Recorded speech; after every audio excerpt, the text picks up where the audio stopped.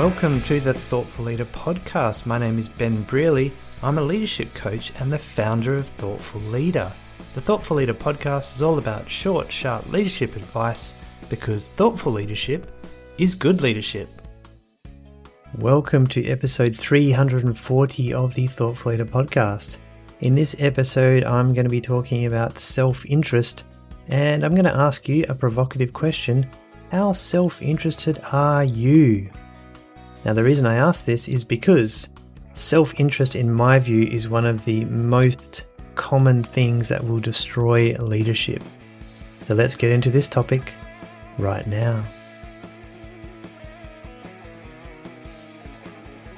Now, when I start to think about leadership and I start to go, okay, what are the things that really derail people from being good leaders or being seen as good leaders and really fulfilling their potential?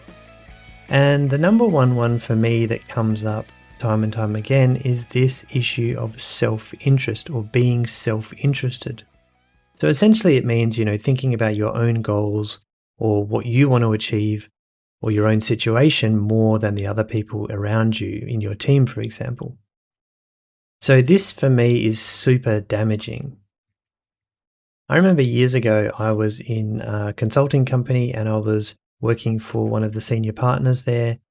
And I remember when I talked to him, he would act like he was listening. He would seem like he was listening for about, 30 seconds. And then I could see his eyes sort of mist. His eyes sort of glazed over. And I realized that I'd lost him and he was actually thinking about something else. Maybe the next meeting or the next client he had to talk to or something like that. Now, this doesn't necessarily mean that he was a really terrible person, but what it does do, it makes you seem much less important. It makes you seem like you're not a valuable person to be spending time talking to, and therefore your morale can drop. And so that was just one little example. Of course, in my career, I've seen much worse examples where people are completely self-interested and wanting to climb the career ladder at the expense of everybody else. And those are more egregious examples, obviously, of self-interest, which can destroy leadership. So in this episode, I want to just point out some categories of self-interest here. And I've sort of created a small, medium, and large categories that I think are useful to think about in terms of self-interest. Now, the reason I think self-interest is so damaging is because leadership is all about focusing on others. How can we get people to their best potential? How can we provide opportunities? How can we engage them in such a way that they can do an awesome job for us? Because as a leader, it's unlikely you're going to be able to do everything yourself, which is why you have a team. So rather than focusing on yourself all the time, focusing on your team and getting them working better is likely to lead to better results, better outcomes, and ironically will make you look better as well because you're focusing on other people, not yourself. So self-interest comes in different categories. So I'm going to start with the small category. So being self-interested in a small way, some of the things I put into this category are things like not paying attention or being distracted, so not being present. So these are small instances of self-interest where you come across as being focused on your own outcomes or priorities rather than the people you're working with. So as an example, and this is a simple example that I see time and time again, leaders all have a phone with them or a laptop, right? In a meeting, the leader will be working with their team or someone individually, and then a phone call will come in or a message will come in, and that leader will instinctively check their text message. So straight away, they're not paying attention to the people they're talking to, or an email comes in and then we check our email rather than focusing on our team member in that moment. So we're being distracted and we're not paying attention. Now, you might think, well, this is just a natural part of the workplace, right? This is naturally what work is like these days. We get bombarded with messages from Slack and Teams and email and SMS and WhatsApp and whatever. But the reality is they can still make you seem as if you're paying attention more to your own priorities because, I have to answer my message, or I have to answer my text or whatever it is, rather than focusing on the scenario or the environment we're in right now. So I'd say those are small examples, not paying attention, letting yourself be distracted. And those can be small little examples of self-interest. Now, these are not going to be disastrous for leadership, but they don't help. And if you go too far with them, it can become a problem with trust because people think that you're not really that interested in what they have to say. Okay, so let's move to the medium category of self-interest. Now, these are larger things that I think can have quite a damaging impact as a leader on trust and relationships in your team. And I've experienced a few of these in my time as well, where I'd have a manager and they would, for example, we've got a one-on-one meeting booked every fortnight or every week, and they were in back-to-back meetings and they would miss my one-to-one meeting or they would reschedule it consistently so that I actually didn't get to spend much time with them. So this appears self-interested because they're more focused on their own meetings that they have to attend rather than me attending a one-on-one with me. So this makes me feel less valued. It means I have less face time with my manager, and it means our relationship suffers to some degree. And I'm just left thinking, oh, they don't give a crap about me, right? So it's not good for trust and doesn't give the impression of good leadership. It's very self-focused. So rescheduling meetings, rescheduling one-on-ones with your team, I'd put in the medium category. I would also say another one and related to this is being unavailable. So if you're in back-to-back meetings all day, you're constantly bombarded with appointments, and you never really have time to be present with your team, you're missing out on opportunities for them to engage with you.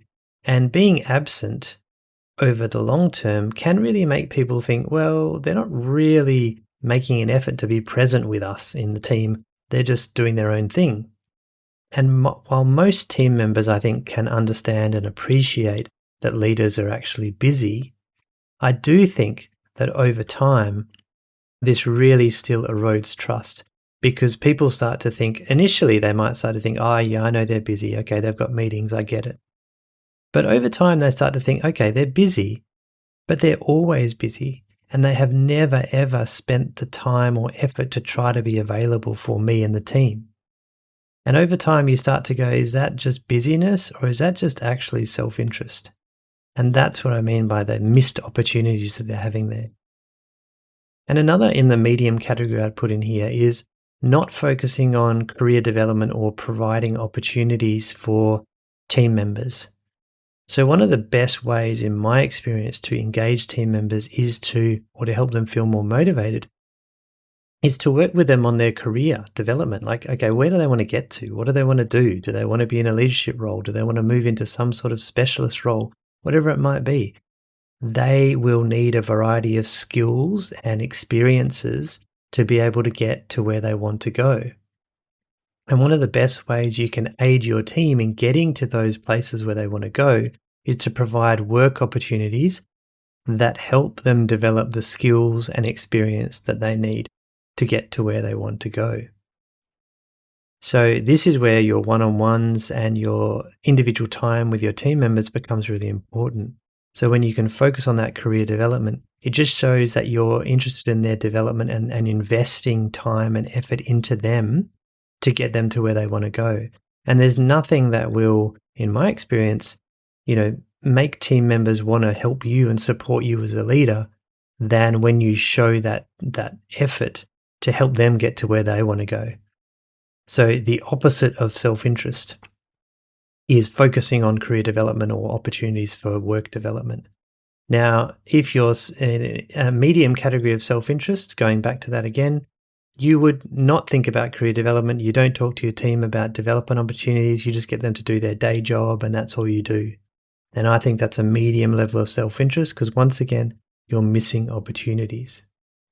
So the last category of self-interest here is the large category. Now, I don't think too many people listening to this episode probably fall into this category. I think where we sometimes struggle as thoughtful leaders is probably in the small and medium. We don't pay attention, maybe we're distracted, or sometimes we are busy and so we're not available for our team. I think those are probably the common examples of self-interest for the thoughtful leader population. However, I want to mention these large ones. So the large examples of self-interest would be the sort of obvious ones, the blatant ones, blaming other people, blaming the team for mistakes, not taking accountability for an issue in the team, maybe avoiding conflict as well. And the other obvious ones are things like political manoeuvring or backstabbing, where you're seen to be treating other people badly to try to further your own interests. Those are the ones I think are large examples of self-interest. And those ones have pretty much a catastrophic effect on the perception of your leadership. So it's really about, and I think it's a balance, right? We know that sometimes that the self-interest is in the perception. It's a perception thing. Self-interest can be in the eye of the beholder. Someone might think you are self-interested even though you're not intending to be that way. So I think it's always good to reflect on your own behavior and your actions and think about, okay, am I showing these examples that could be considered as self-interest? Can I minimize them as best as possible? Because I want to, provide a positive role model for my team and show that positive leadership to create a better work environment. Because as I said at the start of the episode, ironically, when you focus on other people like your team and help them develop and do well, you're more likely to get a better outcome and be seen as a better leader, as opposed to just focusing on yourself all the time. So I'm interested in your opinions on this topic. So go to Spotify, leave me a comment on the episode or the show notes page, thoughtleader.com/podcast/340. What are some examples of self-interest you've seen in leadership? And do you sometimes find yourself showing some of these behaviors? I'm interested to hear your feedback on this one. So let me know in the comments and on the show notes page. And of course, if you would like some help with engaging your team, trying to appear less self-interested and working with your team better to create a better environment, you can work with me as well in a coaching capacity. So to do that, go to the show notes page. There's a link there to my leadership coaching page. Check that out and get in touch if you're interested in potentially working with me to help some of these issues and engage your team better. I'm doing that sort of work with leaders all the time. Thank you for listening once again. Keep up the thoughtful leadership, and I'll be back next week.